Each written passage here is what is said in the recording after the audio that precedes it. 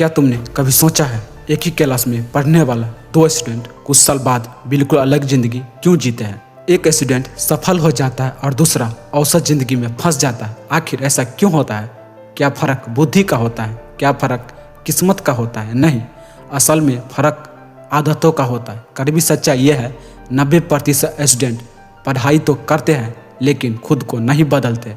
वे सालों तक किताब पढ़ते हैं लेकिन खुद को समझने की कोशिश नहीं करते।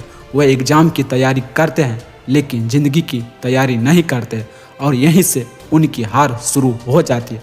सोचो, एक छात्र रोज़ 3 घंटे मोबाइल पर बिताता है और दूसरा छात्र रोज़ 1 घंटा कोई नया हुनर सीखता है।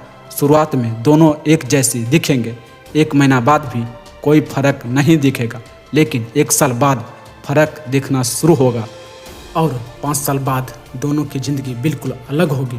यही फ़र्क है। छोटी आदतें और बड़े परिणाम बनती है, लेकिन छात्रों की सबसे बड़ी समस्या क्या है? वे तुरंत परिणाम चाहते हैं। 2 दिन पढ़ा, परिणाम नहीं मिला, छोड़ दिया।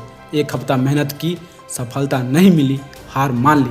लेकिन सोचो, सफलता दिखाई देने से पहले बन रही होती है। जैसे बीज जमीन के अंदर महीनों तक बढ़ता है, वैसे ही मेहनत भी अंदर ही अंदर काम करती रहती है। याद रखो, औसत ज़िंदगी अचानक नहीं बनती, वे रोज़ किए गए औसत फैसलों से बनती है। और असाधारण ज़िंदगी भी अचानक नहीं बनती, वे रोज़ किए गए सही फैसलों से बनती है।